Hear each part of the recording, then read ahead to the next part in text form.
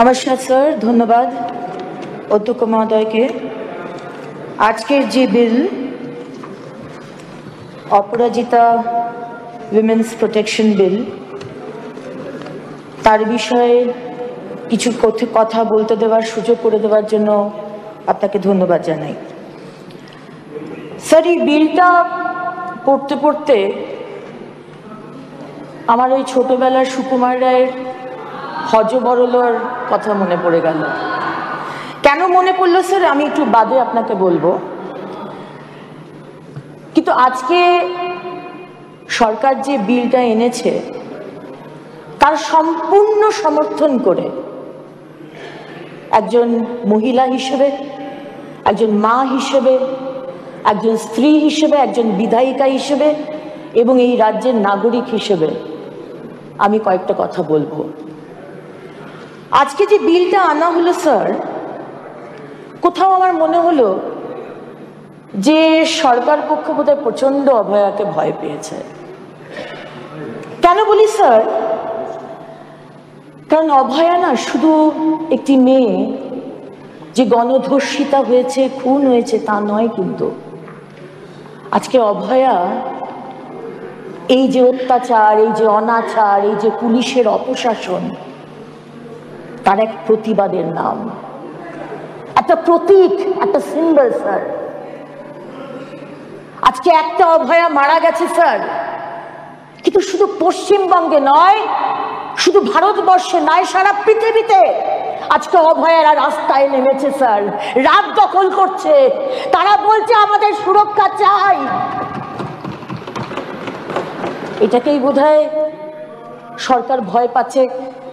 কেন বলছি ভয় পাচ্ছে স্যার? কারণ ঠিক 1 মাস আগে এই যারা মহিলাদের ধর্ষণ করে, নাবালিকাদের ধর্ষণ করে, তাদের জন্য মোদী সরকার যে ন্যায় সংহিতা এনেছে,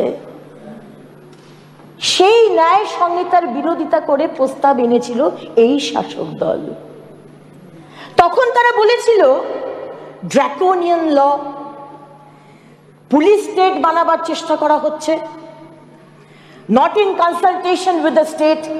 যদিও বা তখনও বলেছিলাম যে প্রত্যেক স্টেটকে চিঠি পাঠানো হয়েছিল, তারা চিঠির উত্তর দেয়নি।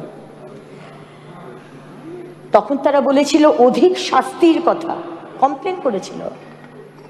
আজকে আবার তারাই স্যার ফাঁসির কথা বলছে। স্যার, আমরা জানি justice delayed is justice denied, কিন্তু স্যার আরেকটা কথা আছে, জাস্টিস হারিড ইজ জাস্টিস বারিড।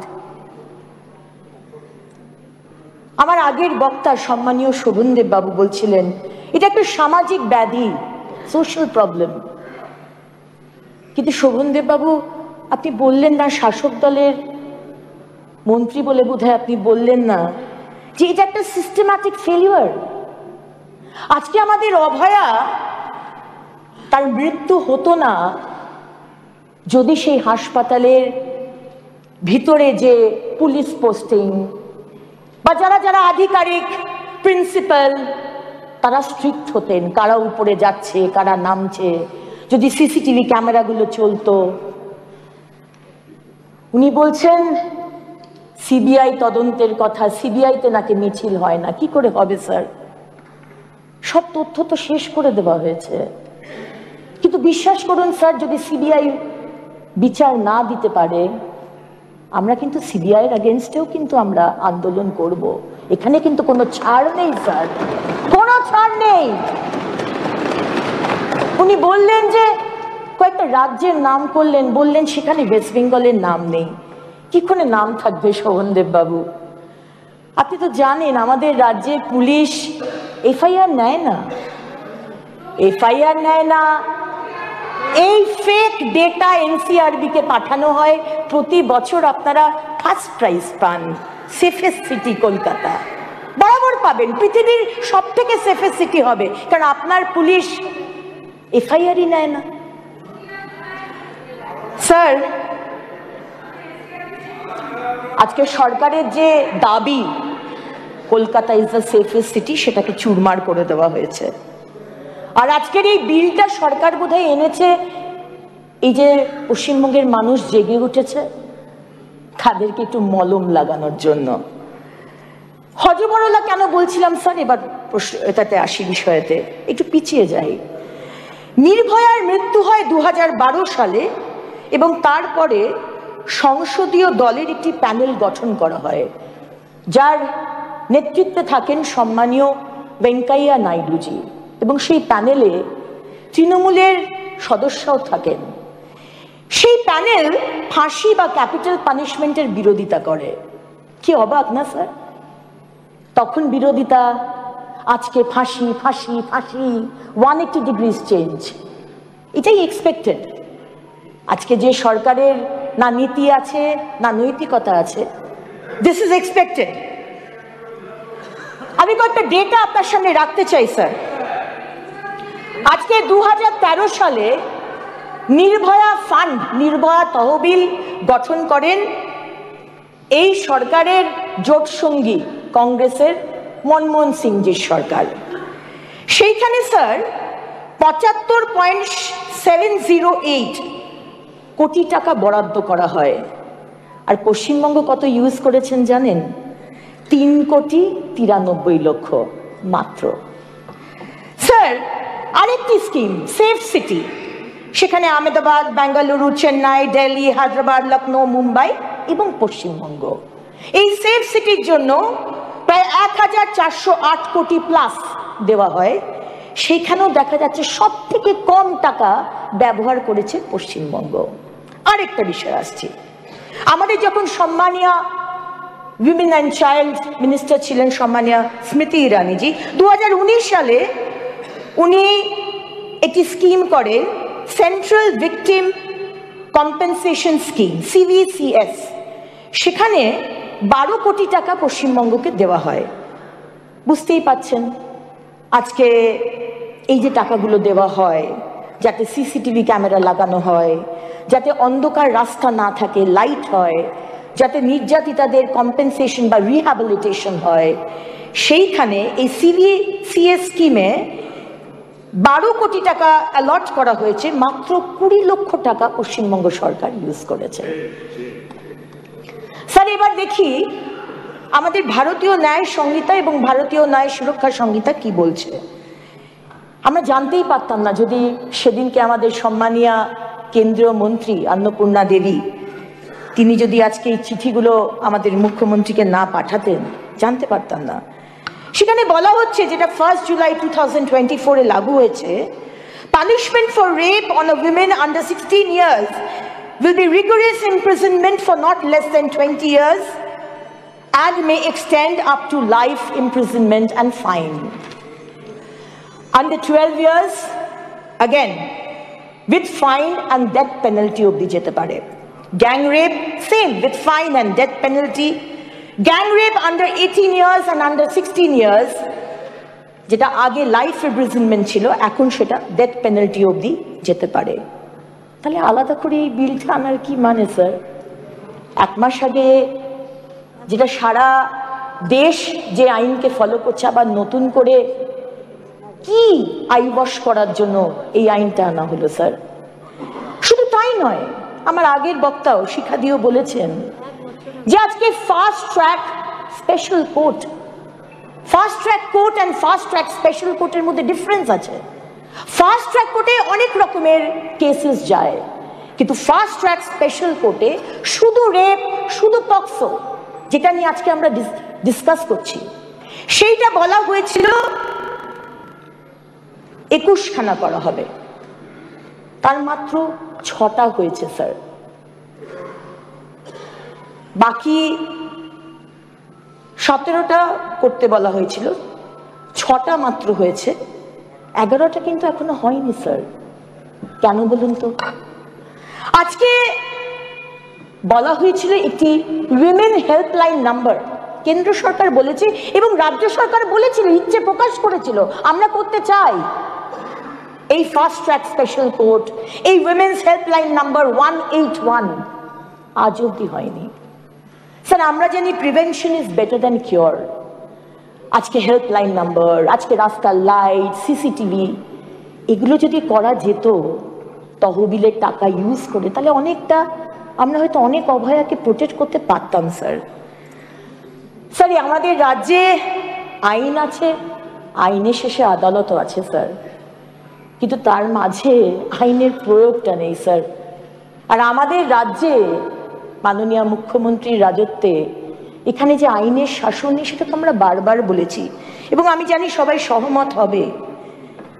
এই বিলে বলা হচ্ছে স্যার 21 দিনে এফআইআর থেকে 21 দিন এবং দরকার হলে 15 দিন বাড়ানো যেতে পারে। এত টাইম নিয়ে এত 21, 15, কিন্তু স্যার কামদুনি 2013 সাল 7ই জুন আমাদের প্রিয় মুখ্যমন্ত্রী সেদিন গিয়েছিলেন 17ই জুন।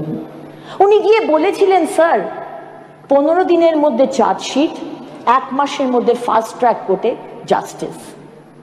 11টা বছর চলে গেছে স্যার, এখনো কামদুনি বিচার পায়নি।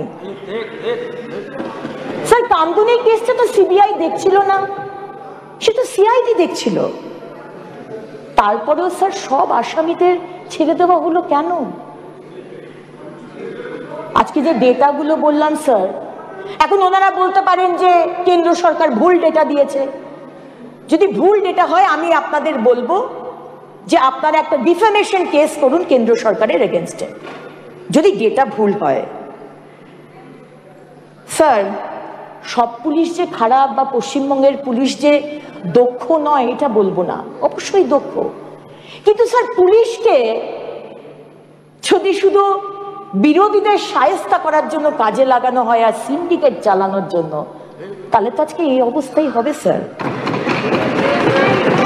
আসলে সবকিছুর জন্য স্যার এই যে আইন বলছেন, এই অপরাজিতা আইন, এই ভারতীয় ন্যায় সংহিতা, এই 14 দিন, এই 21 দিন, এই 4 বছর, এই 10 বছর, এই 20 বছর, পলিটিক্যাল উইলটা তো দরকার স্যার। আজকে কিরকম এক দেখুন, কামদুনির কেস আর আমাদের আরজি করের বোনের কেস কিরকম সিমিলার না? দুজনকেই গণধর্ষণ, দুজনকেই খুন, আর দুজনেই ক্ষেত্রে স্যার প্রমাণ লোপাট করার চেষ্টা, এবং দুজনের ক্ষেত্রেই কামদুনির আন্দোলনকারীরাও বলছে যে সেখানে প্রমাণ লোপাট করা হয়েছে। এবং শুধু আন্দোলনকারীরা নয়, আদালত বলছে স্যার, একটু পড়ে শোনাই কামদুনির কেসে। State has failed to prove conspiracy and prior concert in the crime beyond reasonable doubt. It has also not led evidence to rebut the possibility of reformation and rehabilitation. On the other hand, conduct of the appellants in the correctional home is satisfactory, and other unrebutted materials before the court give rise to a reasonable belief that there is high possibility of reformation and rehabilitation of the appellant. এটা কিন্তু CID investigation করছিল sir. Sir, আমার প্রশ্ন, আজকে যারা এই দুটো কেসেই যার নাম আসছে তথ্য লোপাটের ব্যাপারে, বিনীত গোয়েল, যে বিনীত গোয়েল আজকে কামদুনির কেসে দায়িত্বে ছিল, নামটা যাবে না, আর যে বিনীত গোয়েল আজকে আরজিকর কেসেও আছেন, আজকে তাদের শাস্তির কথা তো কিছু লেখা নেই বিলে। বিনীত গোয়েল নামটা যাবে না, যে রেপ করেছে তার শাস্তির কথা বলছেন স্যার, কিন্তু যারা প্ররোচনা দিয়েছে, আমি সেদিন ছিলাম স্যার এই হাউসের মধ্যে, একমাত্র আমি যে সেদিনকে ছিলাম, এবং আমার সাথে আরো দুজন সহযোগী ছিলেন। আমরা সেদিন দেখেছি স্যার অনেক অনেক প্রশ্ন। আজকে বিনীত গোয়েলের মতো একজন পুলিশ অফিসার থাকা সত্ত্বেও সন্ধ্যে 6টার পর কেন অভয়ার পোস্টমর্টম হলো স্যার? আমি সরকারের কাছে জানতে চাইবো। আমি তো আইনজীবী নয়, কিন্তু আমি এটুকু জানি যে সন্ধ্যে 6টার পর কোনো পোস্টমর্টম করা যায় না, তার সত্ত্বেও কেন করা হলো স্যার? আমি প্রশ্ন রাখতে চাই যে আজকে আমার অভয়ার, আমাদের অভয়ার, আমাদের বাড়ির মেয়ে, তার বডিকে কেন প্রিজার্ভ করা হলো না স্যার? আজকে তো আমরা জাস্টিস পেয়ে যেতাম, বিচার পেয়ে যেতাম। শোভন বাবু বলছেন না সিবিআই অফিসে কেন মিছিল করছেন না? সব তো তথ্য নষ্ট হয়ে গেছে। এত প্রশ্নই তো আসতো না যদি আজকে অভয়ার বডিকে প্রিজার্ভ করা হতো।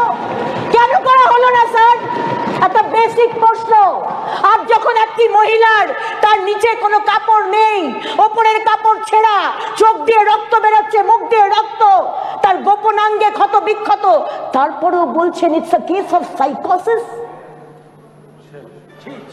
আজকে যে principal, the guardian of the hospital, তার আন্ডারে সবাই, যেরকম মুখ্যমন্ত্রীর আন্ডারে সমস্ত পশ্চিমবঙ্গের মানুষ, সেরকম আরজি করে প্রিন্সিপালের আন্ডারে সবাই।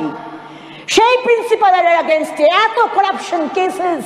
মুখ্যমন্ত্রীর কাছে আমার প্রশ্ন, আপনি তো স্বাস্থ্যমন্ত্রী, আপনি তো জানতেন না? আজকে আক্তার আলী ডেপুটি সুপার, তিনি তো বারবার কমপ্লেন করেছিলেন।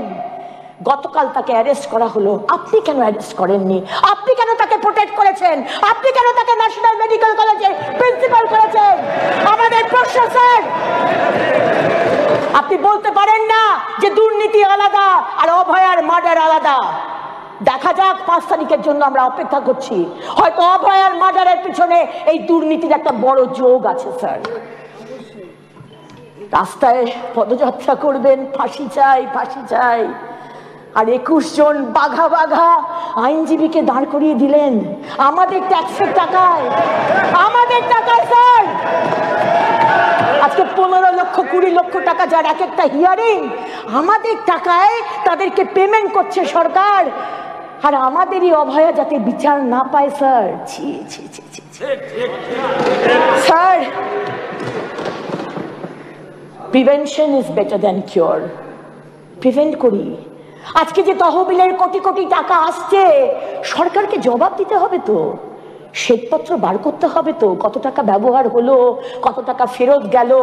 বারবার বাংলার মানুষকে বিভ্রান্ত করবেন, কেন্দ্রের চক্রান্ত চক্রান্ত, বঞ্চনা বঞ্চনা করলে তো হবে না sir. You are answerable, likewise we are answerable to the people of Bengal, they are also answerable sir. তাই প্রিভেনশন, তহবিলের টাকা থেকে যা যা করা দরকার সেটা করতে হবে। তারপরে স্যার, আজকে যারা রেপিস্ট, তাদের শাস্তি তো দিতেই হবে, কিন্তু শাস্তি দেবার জন্য এই বিনীত গোয়েলের মতো লোকেরা যারা তথ্য লোপাট করছে, যারা না যাক স্যার, বলবো তো আমি এখানেই, কারণ আজকে লাইভ যাচ্ছে। না যাক স্যার, বলতে হবে, বলতে হবে স্যার, বলতে হবে, বাইরে বলা যায় সেটা বলতে হবে স্যার। আজকে এই বিনীত গোয়েলের নেতৃত্বে, আমাদের মুখ্যমন্ত্রীর নেতৃত্বে কেন আজকে এখনো অব্দি সিবিআই বিচার দিতে পারলো না, তার তো প্রশ্ন আসছে। কারণ সমস্ত তথ্য লোপাট করে দেওয়া হয়েছে। আর স্যার, আমার এই বিলের মধ্যে দুটো অ্যামেন্ডমেন্ট স্যার। একটা হচ্ছে যারা ষড়যন্ত্রকারী তাদের শাস্তি পাওয়া দরকার। যারা ছটার পরে আপনি অ্যামেন্ডমেন্ট দিয়েছেন? আমি বলছি স্যার, আমি দিয়ে দেবো, অ্যামেন্ডমেন্ট দিতে হবে, আমি দিয়ে দেবো স্যার। শুভেন্দু দিয়েছেন, শুভেন্দু অধিকারী দিয়েছেন, সেগুলো আমরা নেব। ঠিক আছে, আমার বক্তব্য আমি রাখি স্যার, তারপর আপনার নেবার হলে আপনি নেবেন।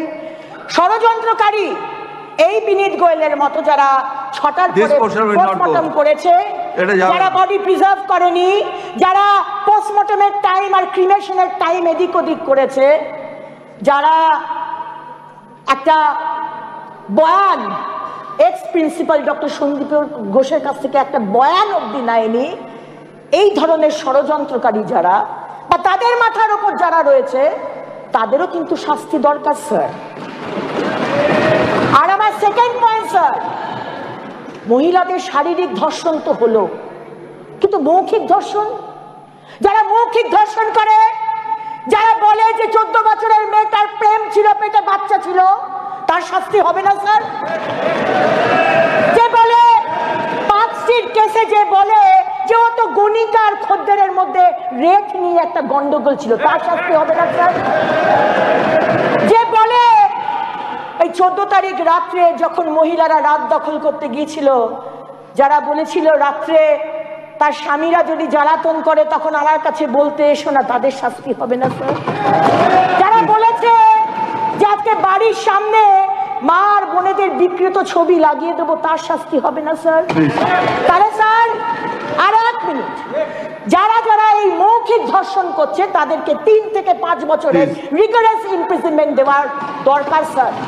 আমি একটা কবিতা দিয়ে শেষ করছি স্যার। তাপসী মালিকের যখন ঘটনা ঘটেছিল তখন নাগরিক কবিয়াল 17 বছর আগে কবিতাটা লিখেছিল। এই 4 লাইনের কবিতা স্যার। আক্রোশে ফাটে সেই মুখ, চিৎকার আগুন জ্বালাবে, দেশ জুড়ে আগুন লাগুক, দেখি ওরা কোথায় পালাবে। পুলিশের কোলে নেবে ঠাই, স্বজন হারানো মানুষেরা বলবেই প্রতিশোধ চাই, প্রতিশোধ চাই, প্রতিশোধ চাই।